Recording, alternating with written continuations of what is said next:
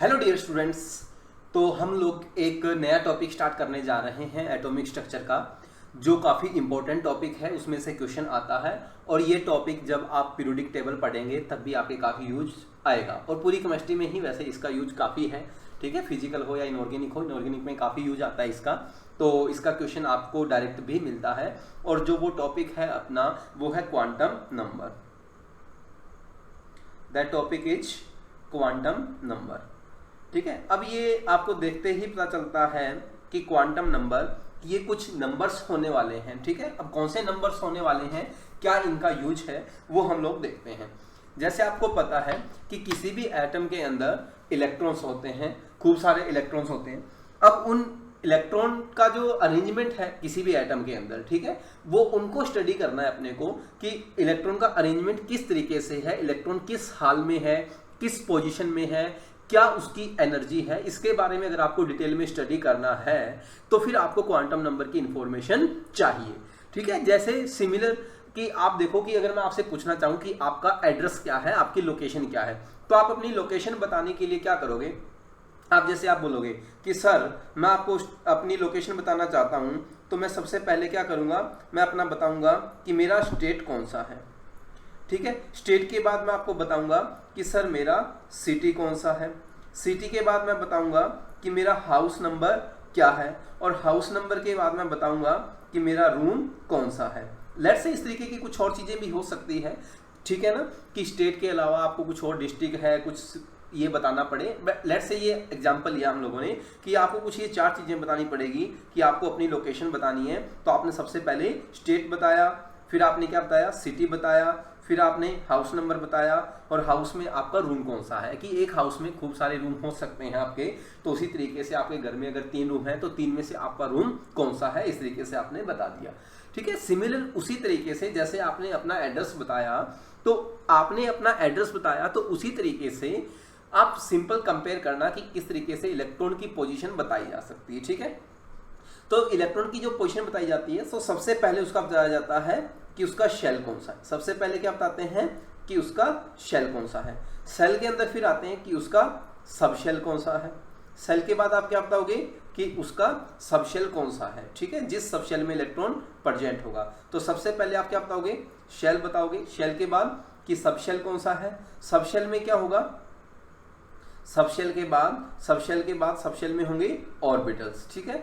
तो ये ऑर्बिटल्स आ गए, ठीक। तो अब आपने बता दिया कि साइज बता दिया, सब शेल बता दिया, ऑर्बिटल बता दिया।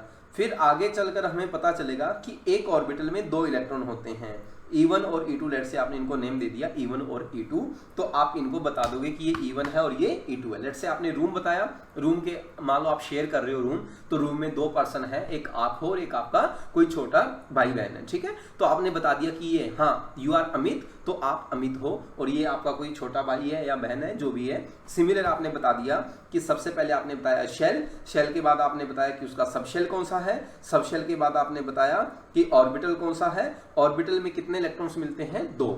ये हम आगे चलकर प्रूव भी करेंगे कि किसी भी ऑर्बिटल में 2 इलेक्ट्रॉन कौन कौन से क्यों होते हैं, कैसे होते हैं। तो लेट से आपने उनको नेम दे दिया E1 एंड E2। तो अब देखो, अब आपको अगर इलेक्ट्रॉन तक पहुंचना है तो सबसे पहले आपको बताना पड़ेगा कि उसका शेल नंबर कौन सा है, फिर आपको सब शेल बताना पड़ेगा कौन सा है, ठीक है। फिर थर्ड आपको उसका ऑर्बिटल बताना पड़ेगा। अब ऑर्बिटल के बाद आपको 2 इलेक्ट्रॉन मिलेंगे, तो दोनों को बताने के लिए चौथा क्वांटम नंबर यहाँ पे होगा, जिसको बोलते हैं स्पिन। तो आपको इस तरीके से पता चल जाएगा, ठीक है। तो शेल को डिनोट करने के लिए जो क्वांटम नंबर होता है, ठीक है, शेल को डिनोट करने के लिए जो क्वांटम नंबर होता है उसको डिनोट करते हैं n से, ठीक है। n जो है इसको बोलते हैं प्रिंसिपल क्वांटम नंबर, इसको बोलते हैं प्रिंसिपल क्वांटम नंबर, ठीक है। उसके बाद सब शेल को डिनोट करने के लिए जो आता है वो आता है L, और इसको आप बोलते हो एजीमुथल, ठीक है, क्वांटम नंबर। इनको हम लोग डिटेल में पढ़ेंगे, बस आपको एक आइडिया दे रहा हूं इस तरीके से। फिर जो ऑर्बिटल को डिनोट करने के लिए आता है M, इसको बोलते हैं मैग्नेटिक क्वांटम नंबर।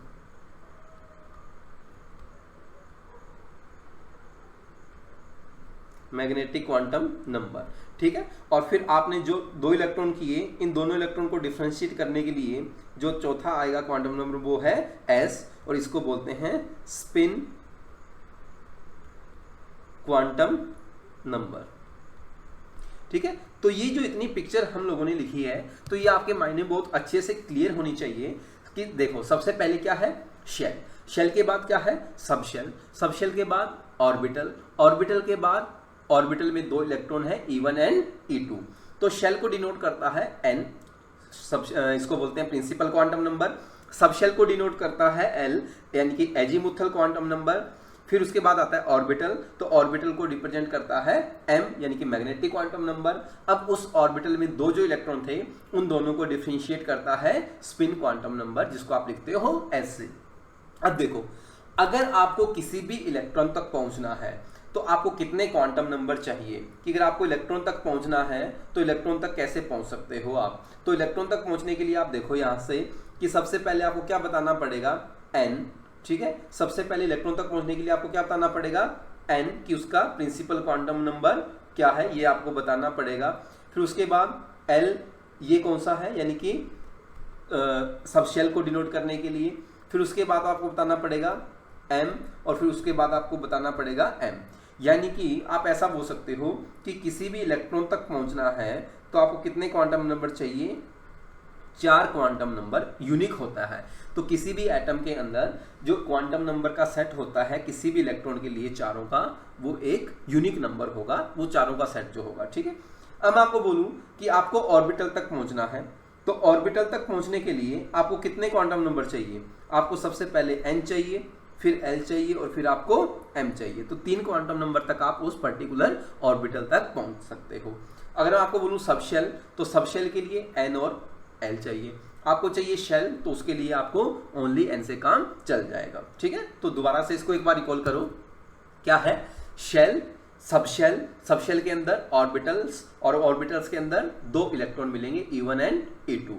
तो अगर आपको इलेक्ट्रॉन तक पहुंचना है कि इलेक्ट्रॉन की कंडीशन क्या है, फाइनल इलेक्ट्रॉन की पोजीशन तक पहुंचना है, तो आपको चाहिए n, l, m और चौथा s यानी कि स्पिन क्वांटम नंबर चारों। तो आपको चारों क्वांटम नंबर चाहिए। और ये भी ध्यान रखना कि एक पर्टिकुलर एटम के अंदर एक इलेक्ट्रॉन के लिए जो 4 क्वांटम नंबर होते हैं उनका जो सेट होता है वो यूनिक होता है। कि अगर मैं चारों क्वांटम नंबर का सेट दे दूं आपको कि ये n, l, m, s का ये सेट है, तो बताओ कि ऐसे कितने इलेक्ट्रॉन होंगे। तो आपको पता है कि ये यूनिक होता है, तो एक सेट के लिए एक ही इलेक्ट्रॉन पॉसिबल है। चारों क्वांटम नंबर दे दिए तो उनके लिए एक ही इलेक्ट्रॉन पॉसिबल होगा, कोई भी 2 इलेक्ट्रॉन के लिए क्वांटम नंबर सेम नहीं हो सकता, मतलब सेट चारों का जो है वो सेम नहीं हो सकता, ठीक है। तो ये आपने उसी सिमिलर उसी तरीके से जिस तरीके से आप अपना एड्रेस बताते हो, ठीक है। तो अब हम बारी बारी से इनकी डिटेल में स्टडी करेंगे n, l, m, s, ठीक है, कि n क्या है, इसकी वैल्यू क्या होती है, क्या वैल्यू पॉसिबल है।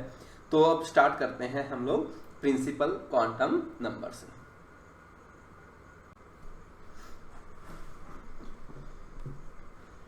ठीक है भाई, प्रिंसिपल क्वांटम नंबर। तो प्रिंसिपल क्वांटम नंबर को डिनोट किया जाता है किससे, n से। और अभी अभी हमने पढ़ा कि जो प्रिंसिपल क्वांटम नंबर है वो किसको डिनोट करता है, किसको रिप्रेजेंट करता है, ये रिप्रेजेंट करता है शेल को। ये किसको रिप्रेजेंट करता है, ये सेल को रिप्रेजेंट करता है, ठीक है। अब n की जो पॉसिबल वैल्यू है, परमिसिबल वैल्यूज आप बोल सकते हो, ठीक है, परमिसिबल वैल्यूज ऑफ n, की n की परमिसिबल वैल्यूज क्या है। तो n की जो इंटीजर वैल्यू पॉसिबल है 1, 2, 3, 4, 5, 6, 7, इस तरीके से अप टू इन्फिनिटी। तो यानी कि जो n की वैल्यू पॉसिबल है वो आप ऐसा बोल सकते हो कि पॉजिटिव इंटीजर वैल्यूज पॉसिबल है। क्या पॉसिबल है n की, कि पॉजिटिव इंटीजर वैल्यूज पॉसिबल है n की। अब n डिनोट किसको करता है, n डिनोट करता है एक शेल को।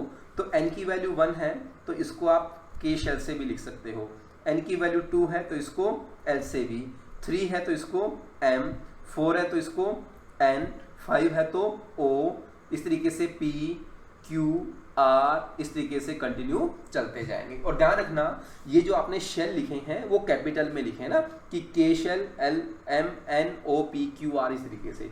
या फिर इनको आप लिख सकते हो किससे 1 2 3 4 5 6 इस तरीके से। तो ये सिमिलर ऐसे हैं कि जैसे आपने सबसे पहले लिखा था ये सेंटर में एक न्यूक्लियस होगा, ये न्यूक्लियस है। अब न्यूक्लियस के अराउंड इस तरीके से शेल बने होंगे, ठीक है ना, जैसे हम लोगों ने बोर एटॉमिक मॉडल में भी पढ़ा था कि जो न्यूक्लियस के सबसे बाहर पास वाला है ये फर्स्ट शेल होगा। तो इसके लिए आप लिख दोगे कि इसके लिए n की वैल्यू कितनी है 1। फिर इसके बाद ये जो सेकंड शेल होगा तो ये n की वैल्यू कितनी है 2। फिर उसके बाहर इस तरीके से थर्ड शेल होगा तो n का वैल्यू 3। तो इसको आप बोलते हो k शेल, इसको आप बोलते हो l शेल, इसको आप बोलते हो m शेल। तो इस तरीके से continue k l m n चलते जाएंगे। अब n की पॉसिबल वैल्यूज हम लोगों को पता चल गई, शेल का पता चल गया इस तरीके से, ठीक है, ये न्यूक्लियस था। तो अब n से आप किसके बारे में पता चलता है कि n जो इन्फॉर्मेशन देता है हमें वो देता है साइज के बारे में, साइज ऑफ शेल के बारे में। अब साइज के बारे में कैसे पता चलेगा, अब देखो, अब आपको दे दिया जाए k या l शेल है, m शेल है, तो अगर n की वैल्यू ज़्यादा है तो वो उतना ही न्यूक्लियस से अवे होगा, अवे होगा तो मतलब वो शेल क्या होगा, साइज में भी बड़ा होगा, ठीक है। शेल के साइज के बारे में पता चलता है। दूसरा, एनर्जी ऑफ इलेक्ट्रॉन के बारे में पता चलता है कि अगर n की वैल्यू बढ़ेगी तो एनर्जी ऑफ इलेक्ट्रॉन भी की वैल्यू भी क्या होगी, एनर्जी की वैल्यू भी इंक्रीज होगी। जैसे हम लोगों ने बोर मॉडल पढ़ा था कि -13.6 Z²/n², वो यूनि इलेक्ट्रॉन के लिए था, बट सिमिलर वैसे ही आप बोल सकते हो कि n की वैल्यू इंक्रीज होगी तो एनर्जी भी इलेक्ट्रॉन की इंक्रीज होगी। और साइज के बारे में भी आप कमेंट कर सकते हो कि इफ n इंक्रीजेज तो इसका मतलब साइज भी क्या होगा, इंक्रीज होगा शेल का, ठीक है। तो n हमें किसके बारे में बता देता है, उसका साइज क्या है, ठीक है, शेल का साइज क्या है, और उसका इलेक्ट्रॉन का जो एनर्जी है वो उसके बारे में आप कंपेयर कर सकते हो कि n1 में जो एनर्जी है वो क्या होगी, मिनिमम होगी, उसके बाद 2 में एनर्जी हायर देन 1 होगी, 3 में एनर्जी हायर देन 2 होगी, 4 में एनर्जी हायर देन 3 होगी, एंड सो ऑन। इस तरीके से कंटिन्यूस एनर्जी इलेक्ट्रॉन की क्या होगी, n की वैल्यू इंक्रीज होगी तो एनर्जी भी इलेक्ट्रॉन की इंक्रीज होगी। तो इस तरीके से आप शेल के बारे में बता सकते हो, ठीक है। और फिर उसके बाद आप बता सकते हो, अब हमें pता है कि शेल के अंदर क्या होते हैं, सब शेल, और सब शेल में क्या होते हैं, ऑर्बिटल्स। तो आप इस तरीके से बोल सकते हो कि नंबर ऑफ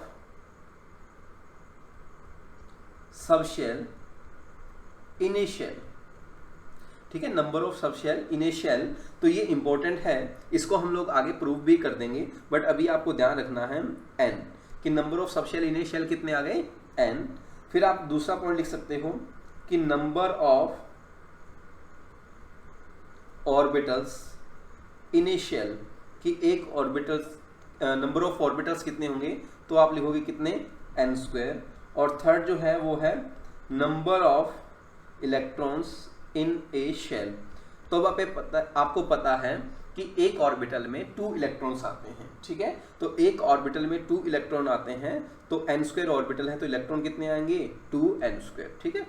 अब एक चीज ध्यान रखना कि शेल को आप ऑर्बिट से भी बोला जाता है, शेल को किससे डिनोट करते हैं, ऑर्बिट से। तो ये दोनों वर्ड डिफरेंट हैं, ये ऑर्बिटल है और ये क्या है, ऑर्बिट है। तो ऑर्बिट एंड ऑर्बिटल दोनों वर्ड्स डिफरेंट है, तो शेल को ऑर्बिट भी बोला जाता है, ठीक है, और ऑर्बिटल जो है वो डिफरेंट वर्ड है, ठीक है। तो number of sub shell in a shell कितने आ गए, n, नंबर ऑफ ऑर्बिटल्स कितने होंगे, n², और नंबर ऑफ इलेक्ट्रॉन्स कितने होंगे, 2n²। तो ये ध्यान रखना, अगर इलेक्ट्रॉन की बात है तो वो हमेशा नंबर ऑफ ऑर्बिटल्स का ट्वाइस ही होंगे, ये आपको ध्यान रखना है। क्यों है, क्योंकि आपको पता है कि एक ऑर्बिटल में नंबर ऑफ इलेक्ट्रॉन्स कितने आते हैं, 2 आते हैं। तो अगर मैं आपको बोल दूं कि एक सब शेल में या एक शेल में 5 ऑर्बिटल है तो इलेक्ट्रॉन कितने होंगे, 10। अगर मैं बोल दूं 10 है तो कितने होंगे, 20। तो मतलब इलेक्ट्रॉन जो है वो ऑर्बिटल्स का ट्वाइस होंगे इस तरीके से। तो ये बात हुई किसकी, ये बात की हमने प्रिंसिपल क्वांटम नंबर n की। तो अब हम नेक्स्ट बढ़ते हैं। इनके क्वेश्चंस तभी हो पाएंगे जब एक बार हम पूरे क्वांटम नंबर एक साथ स्टडी कर लेंगे, तभी इनके क्वेश्चन अच्छे से कर पाएंगे हम लोग। तो अब जो नेक्स्ट है वो हम पढ़ते हैं एजीमुथल क्वांटम नंबर। चलिए, तो जो नेक्स्ट है हमारे पास सेकंड जो है वो है हमारे पास सेकंड जो क्वांटम नंबर है एजीमुथल क्वांटम नंबर, ठीक है। इसी एजीमुथल क्वांटम नंबर को बोला जाता है सब्सिडरी क्वांटम नंबर, या फिर इसी को बोला जाता है orbital angular momentum quantum number. अब इसको orbital angular momentum quantum number क्यों बोलते हैं वो हम देखेंगे, क्योंकि इससे ऑर्बिटल एंगुलर मोमेंटम की जो वैल्यू है वो कैलकुलेट की जाती है, ठीक है। और इसको डिनोट करते हैं स्मॉल एल से। अभी जो ये रिप्रेजेंट किसको करता है, ये डिनोट करता है, रिप्रेजेंट करता है, इट रिप्रेजेंट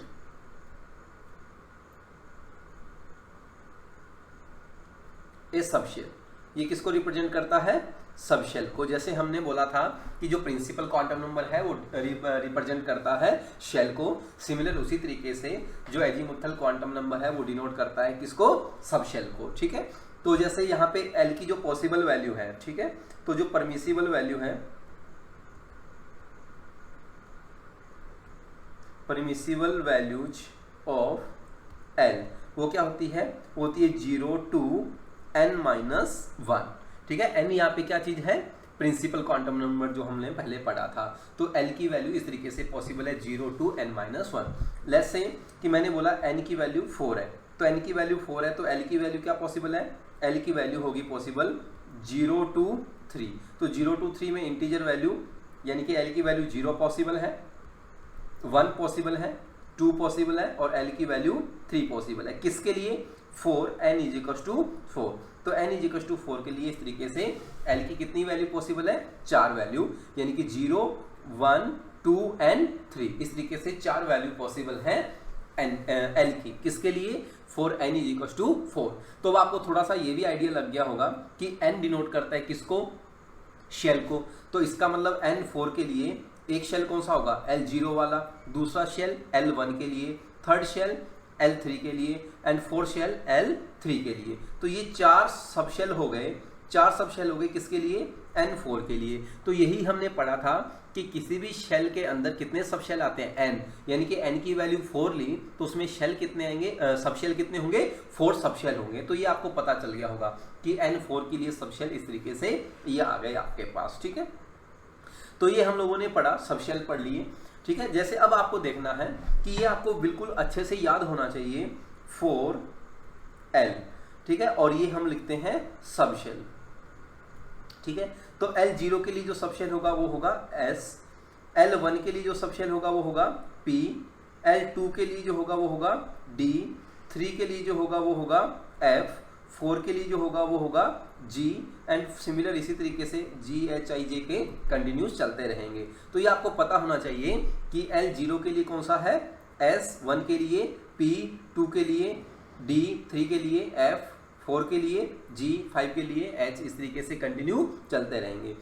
अब आपने लिखा जैसे 4S, ठीक है, तो ये 4S आपने एक सबशेल लिखा, 4S सबशेल लिखा, तो 4S सबशेल लिखा तो इसका मतलब n का वैल्यू इसके लिए कितना है, 4, प्रिंसिपल क्वांटम नंबर कितना, 4, और इसके लिए l का वैल्यू कितना होगा, s सबशेल है तो s के लिए l का वैल्यू 0, इस तरीके से, ठीक है। आपने लिखा 4f, आपने लिखा 4f, तो 4f है तो इसके लिए आपने n का वैल्यू कितना, 4, l का वैल्यू चेक करो, देखो f के लिए कितना है, s के लिए 0, p के लिए 1, d के लिए 2, d के लिए 2 एंड f के लिए कितना, 3। तो इस तरीके से आप लिख सकते हो 4f के लिए ये। तो अब स्टार्ट करते हैं n1 से, ठीक है, n1 से स्टार्ट करते हैं। तो जैसे आपने लिखा n1, ठीक है, n1 है तो इसके लिए जो l का वैल्यू है वो क्या है, 0 to n-1, 0 to n-1, यानी कि यहाँ पे दोबारा लिख देता हूँ मैं 0 to n-1, यानी कि 0 to n कितना 1, तो 0 to 0 कितना, ये आ गया 0। तो 0 के लिए मतलब एक वैल्यू पॉसिबल है, और वो कौन सी वैल्यू पॉसिबल है, l का वैल्यू 0 पॉसिबल है, ठीक है। तो 0 पॉसिबल है तो इसके लिए अगर हम देखें तो इसका मतलब इसको डिनोट करने का जो तरीका होगा वो होगा 1s। अब 1s पॉसिबल है, 1p पॉसिबल नहीं है। यहाँ पे 1p पॉसिबल नहीं है, क्यों नहीं है, आपको पता चल गया कि n की वैल्यू 1 के लिए l का वैल्यू 1 ही पॉसिबल है और वो वैल्यू है 0, वो वैल्यू 0 है तो इसका मतलब 1s पॉसिबल है। चलो अब हम लोग देखते हैं, अगर आपने लिया n का वैल्यू 2, n का वैल्यू 2 लिया तो l का वैल्यू पॉसिबल है 0 and 1, तो 0 के लिए तो s, या यहाँ लिख देता हूँ मैं, 0 के लिए तो s और 1 के लिए p, इस तरीके से पॉसिबल होंगे सब शेल। तो मतलब कौन कौन से सब शेल पॉसिबल हैं, इसके लिए कौन कौन से सबशेल पॉसिबल है? 0, 0 मतलब S सबशेल और 1 मतलब P, तो 0 एंड 1। तो 0 के लिए तो है, आप लिख दोगे 2S और 1 के लिए 2P एंड 2D पॉसिबल नहीं है। सिमिलर अगर आपने यहाँ पे लिखा N3, तो N3 लिखा तो N3 के लिए L का वैल्यू क्या पॉसिबल है? 0, 1, 2, ये पॉसिबल है। 3 वैल्यू पॉसिबल हैं। तो इसको आप क्या लिखोगे? 3S, इसको क्या लिखोगे? 3P, इसको क्या लिखोगे? 3D। तो 3S, 3P एंड 3D। चलिए अब आप N4 के लिए ट्राई करेंगे। N4, तो N4 के लिए क्या वैल्यू पॉसिबल है L का? तो इसको आप लिखोगे L का वैल्यू, तो 0 to n-1, यानी कि 0 to n-1 कितना? 3। तो 0 to 3 में क्या वैल्यू आएगी? 0, 1, 2, 3। तो 0 है तो इसको आप क्या लिख सकते हो? इसको आप लिख सकते हो S, और कौन सा? n का वैल्यू 4, तो 4S। 1, तो 1 तो मतलब P, तो ये होगा 4P सबशेल। 2 है तो 2 होगा तो D, यानी कि 4D। एंड ये 3 है तो ये 4F। तो ये देखो 1 के लिए ओनली 1S पॉसिबल है, 2 के लिए 2S 2P पॉसिबल है, 3 के लिए 3S 3P and 3D possible है, 4 के लिए 4S 4P 4D and 4F possible है। तो देखो फर्स्ट शेल में कितने सबशेल आए? 1 सबशेल। ठीक है, तो कितने सबशेल? 1 सबशेल फर्स्ट शेल के अंदर। ठीक है, सेकंड शेल के अंदर कितने आए? 2 सबशेल। ठीक है, थर्ड शेल के अंदर कितने आए? 3 सबशेल। ठीक, और फोर्थ शेल के अंदर कितने आए? 4 सबशेल। तो यही हमने बोला था कि किसी भी nth शेल के अंदर कितने सबशेल आते हैं। तो ये आपका यहां से प्रूफ भी हो गया। क्या प्रूफ हो गया? कि ये आपका प्रूफ हो गया कि 1 में 1, 2 में 2, 3 में 3, 4 में 4, मतलब nth शेल में कितने सबशेल होंगे? 4 सबशेल होंगे किसी भी nth शेल में। अगर मैं बोल दूं 100th शेल है तो 100th शेल में कितने सबशेल होंगे? 100 सबशेल होंगे। ठीक है, इस तरीके से। और ये भी आपको पता होना चाहिए कि 1S पॉसिबल है, 1P 1D 1F ये पॉसिबल नहीं है। ये अक्सर एग्जाम में क्वेश्चन बोर्ड में भी पूछ लिया जाता है कि 1P पॉसिबल क्यों नहीं है। तो आपको पता होना चाहिए कि जो L का पॉसिबल वैल्यू है वो कितना है? 0 to n-1। तो ये आपका अक्सर ऑब्जेक्टिव में भी क्वेश्चन पूछा जाता है और बोर्ड्स में इस तरीके से थ्योरेटिकल क्वेश्चन भी पूछ लिया जाता है। तो 1S भी आपको ऐसा बोल देगा कि which of the following subshell is not possible. ठीक है ना, कि विच ऑफ द फॉलोइंग, जैसे यहाँ पे अपन लिखें कि विच ऑफ द फॉलोइंग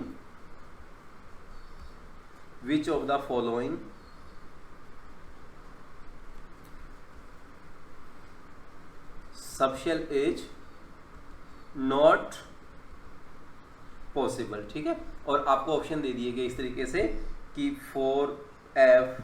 ठीक है, ये आपको 1 ऑप्शन। सेकंड ऑप्शन आपको दिया गया 3F। सी ऑप्शन आपको दिया गया 4G। डी ऑप्शन आपको मिला कुछ इस तरीके से कि 2D, इस तरीके से। तो आपको चेक करना है कि कौन सा पॉसिबल है कौन सा नहीं है। तो इसके लिए चलो चेक करते हैं। आपने लिखा 4F, तो 4F के लिए आपको चेक करनी है n की वैल्यू एंड L की वैल्यू। तो 4F के लिए आप चेक करो n का वैल्यू क्या है, L का वैल्यू क्या है। तो 4F के लिए आपने चेक किया n का वैल्यू, तो n का वैल्यू कितना? 4।